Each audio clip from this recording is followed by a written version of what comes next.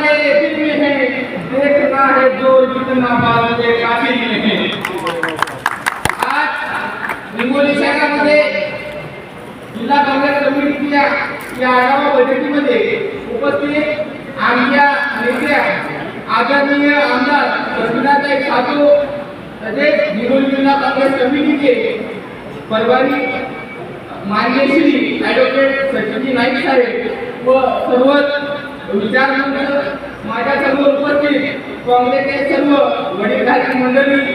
आणि माझ्या युवक मित्रांनो, आज देशामध्ये सगळीकडे काँग्रेसची लाट आणि आपल्या काँग्रेस पक्षाचा वातावरण निर्माण झालेला आहे। आपण बघितलं मागच्या 10 वर्षांमध्ये या मोदी सरकारनं आणि या केंद्र सरकारनं फक्त शेतकरी, गोरगरीब आणि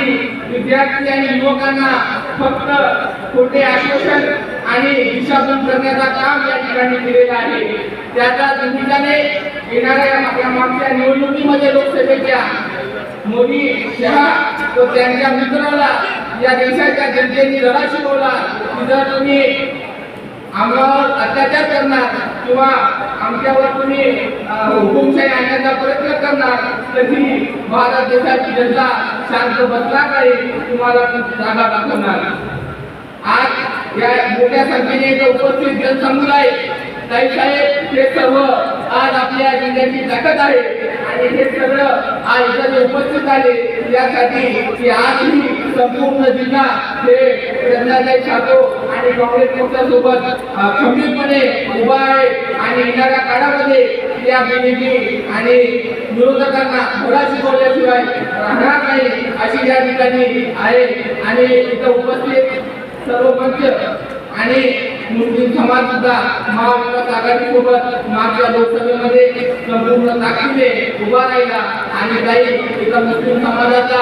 एक युवक कार्यकर्ता म्हणून आपल्याला गवाही देतो की येणाऱ्या विधानसभेच्या निवडणुकीमध्ये तुम्ही जे आम्हाला आदेश देशाल, तुम्ही जे आम्हाला उमेदवार देशाल त्या माणसाला निवडून आणल्याशिवाय हा समाज गवाही देतो आणि ज्या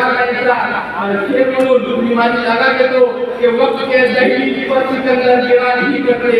वक्त के दहलीज पर सिकंदर गिरा नहीं करते, तारे जो बहुत ऊंचे हैं पर जमीन पर गिरा नहीं करते। हजारों से नदियां समंदर में मिल जाते हैं लेकिन समंदर कभी दरिया से नहीं मिलते।